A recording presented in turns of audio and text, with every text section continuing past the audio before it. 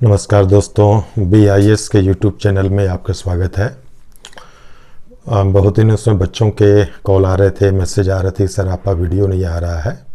तो पहले जो मैंने वीडियो जो आप लोग के लिए बनाए थे वो एक मोटिवेशनल वीडियो थे, जो एक विद्यार्थी के तौर पर समय समय पर जिस तरह की दिक्कतें होती है जो मैंने फेस किया खुद अपनी लाइफ में, तो उसी अनुभव के आधार पर हमने वीडियो तैयार किए थे। टॉपिक वाइज मैंने कहा था ज़रूर, लेकिन कुछ व्यस्तता हमारी बढ़ गई, फिर नहीं हो सका। तो अब हम लोग टॉपिक वाइज, आपको टॉपिक वाइज का मतलब कि विषय से हम लोग वीडियो बनाएंगे, और वो वीडियो जो होंगे वो कन्फ्यूजिंग पार्ट के ऊपर होंगे। छोटे छोटे वीडियो होंगे जहां हम लोग फंसते हैं, जिस टॉपिक में कन्फ्यूजन होता है ऐसे टॉपिक हम लोग आरंभ करेंगे। और उसी पहल में आज हम लोग जो टॉपिक शुरू कर रहे हैं वो है राष्ट्रपति का महाभियोग जो होता है, और आपको जजों को हटाने की प्रक्रिया जो होती है, आपको लगभग लोगों को लगता है कि दोनों सेम होता है, तो क्या इसमें अंतर है बेसिक, उसको हम लोग समझने की कोशिश करेंगे। अक्सर क्वेश्चन आता है, दोनों से ही क्वेश्चन आता है प्रीलिम्स में। मेंस के दृष्टिकोण से ये टॉपिक इम्पोर्टेंट नहीं है, कभी अगर आ गया तो आपके लिए बोनस पॉइंट है ये। तो इसमें पहले हम लोग राष्ट्रपति को हटाने की प्रक्रिया को समझेंगे, फिर जजों को हटाने की प्रक्रिया को समझेंगे, फिर दोनों के बीच के डिफरेंस की चर्चा करेंगे। देखिए, जब राष्ट्रपति को हटाया जाता है तो इसके लिए संविधान में आधार है संविधान का अतिक्रमण। अर्थात राष्ट्रपति ने अगर संविधान का अतिक्रमण किया है, संवैधानिक व्यवस्था का अतिक्रमण किया है, तो उसको हटाया जा सकता है। और ये जो हटाया जाता है वो संसद के महाभियोग द्वारा हटाया जाता है। इसमें जो प्रोसेस है वो आप समझिए। मान लिया जाए ये संसद के दो सदन हैं, लोकसभा और राज्यसभा, है ना। तो आप अगर लोकसभा में या राज्यसभा में प्रस्ताव आप लाना चाह रहे हैं, किसी भी सदन में आप अगर लाना चाह रहे हैं, तो एक तो आधार उसका निश्चित होगा संविधान का अतिक्रमण। दूसरा, दो चीज है इसमें कि 1/4 मेंबर का सपोर्ट होना जरूरी है, यानी 1/4 सदस्य हस्ताक्षर करें तभी वो प्रस्ताव इसमें लाया जा सकता है। और प्रस्ताव लाने के 14 दिन पहले जो है इसकी सूचना देनी पड़ती है, पूर्व सूचना देनी पड़ती है ना। तो ये चीज है, यहां शर्तें हैं कि एक तो 1/4 मेंबर का सपोर्ट होना चाहिए और 14 दिन पूर्व सूचना होनी चाहिए। अनुच्छेद 61 में इसका प्रावधान है संविधान के अतिक्रमण के आधार पर। और मान लिया जाए लोकसभा में ये प्रस्ताव लाया गया तो इसको पहला सदन कहेंगे, और इसमें जो है ये आरोप लाया गया, और अगर इसने कुल मेंबरशिप के 2/3 बहुमत से प्रस्ताव को पारित कर दिया तो ये प्रस्ताव फिर चला जाता है आपको दूसरे सदन में। पहला सदन आपको माना जाता है आरोप लगाने वाला सदन, और दूसरा सदन माना जाता है आरोप की जांच करने वाला सदन। दूसरे सदन में ये जो आरोप लगाया गया है संविधान के अतिक्रमण का, दूसरा सदन इसकी जांच करता है। इस जांच के क्रम में राष्ट्रपति को आपको यह अधिकार है कि वो खुद या अपने किसी प्रतिनिधि के माध्यम से अपना पक्ष यहां रख सके।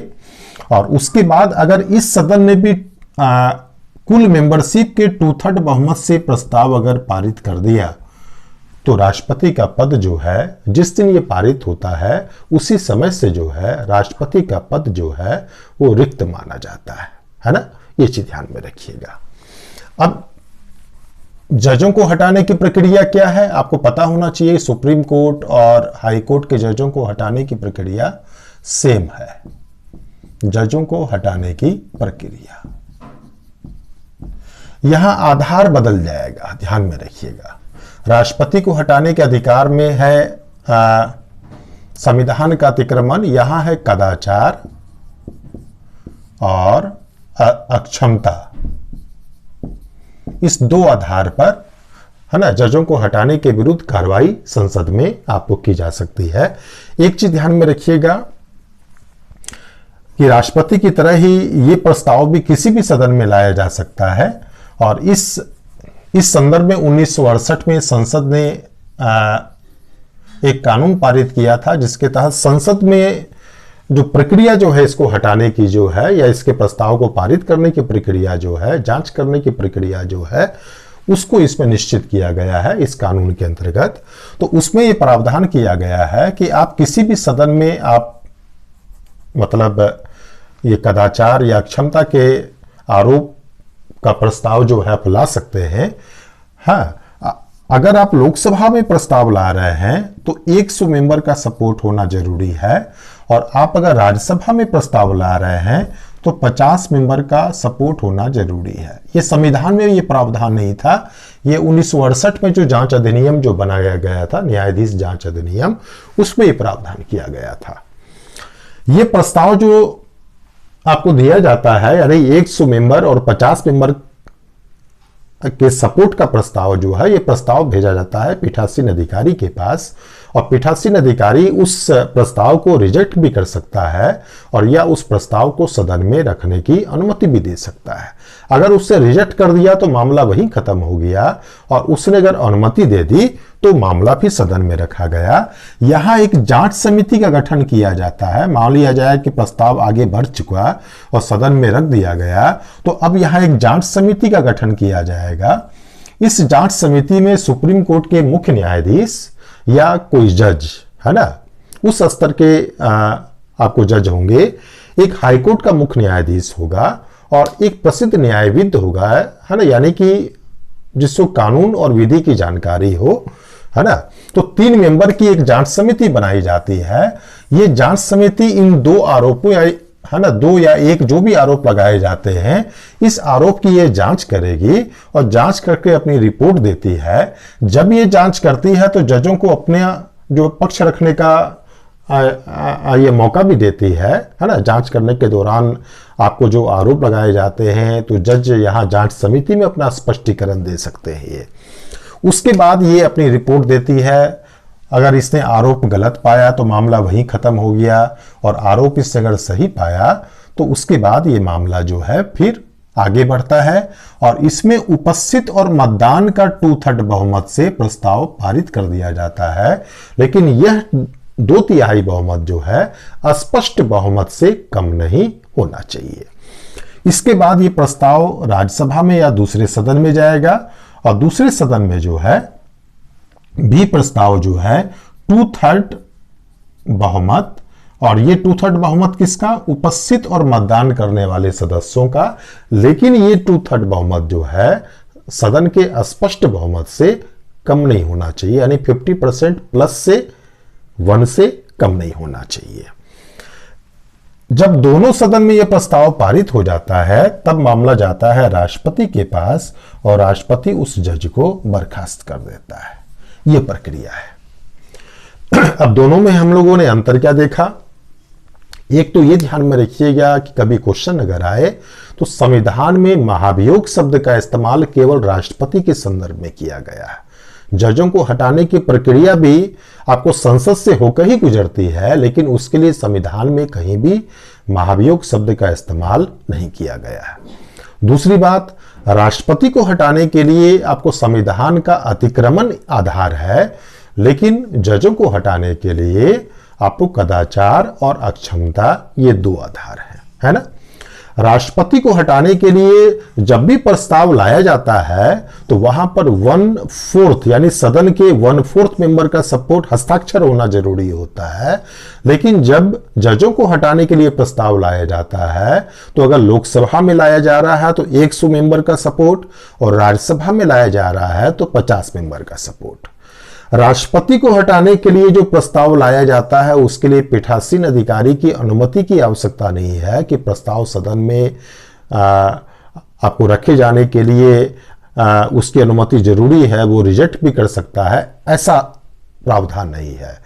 लेकिन जजों के संदर्भ में प्रावधान है कि वो पीठासीन अधिकारी के पास वो प्रस्ताव जाता है, और पीठासीन अधिकारी को लगता है कि मामले में दम नहीं है तो मामले को रिजेक्ट भी कर सकता है, और तब वो मामला वहीं खत्म हो जाएगा।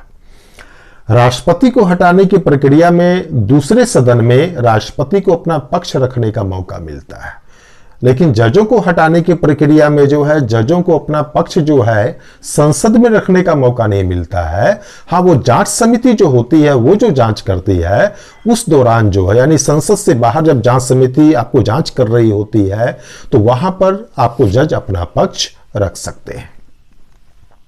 दूसरी बात, राष्ट्रपति के आरोप को जांच करने के लिए कोई जांच समिति का प्रावधान नहीं है ना, लेकिन आपको जजों के आरोप की जांच करने के लिए आपको जांच समिति का प्रावधान है। और ये जांच समिति का प्रावधान संविधान में नहीं है बल्कि न्यायिक जांच अधिनियम 1968 में बनाया गया था, उसके तहत है। तो ये बेसिक डिफरेंस है आपको जजों को हटाने की प्रक्रिया के संदर्भ में और राष्ट्रपति के महाभियोग के संदर्भ में, जिसको आप ध्यान में रखिएगा। एग्जाम में अक्सर इससे क्वेश्चंस आते हैं और यहाँ हम लोगों से गलतियां बहुमत के संदर्भ में होती है ना। एक चीज और ध्यान में रखिएगा कि महाभियोग की कार्रवाई यानी राष्ट्रपति को हटाने की जो कार्रवाई होती है उसमें कुल मेंबरशिप का 2/3 बहुमत होना चाहिए।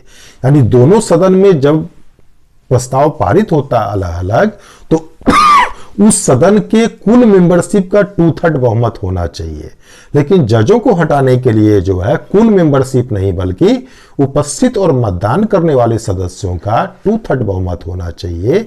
लेकिन ये 2/3 बहुमत जो है स्पष्ट बहुमत यानी 50% प्लस से कम ना हो। तो ये बेसिक डिफरेंस था आपको राष्ट्रपति के महाभियोग के लिए और आपको जजों को हटाने के प्रति, जिसको आप ध्यान में रखिएगा। पीटी में क्वेश्चन आते हैं अक्सर और कभी मेंस में सरप्राइज क्वेश्चन अगर पूछ लिया तो ये आपके लिए बोनस पॉइंट होगा। और आपको मैं एक सूचना और दे दूं कि इसी तरह के अब आपको कंफ्यूजिंग एरिया से जुड़े हुए आपको मैं टाइम टू टाइम अपलोड निश्चित तौर पर करूंगा। वीक में एक वीडियो मेरा जरूर अपलोड होगा, ये हमारा आपसे वादा है।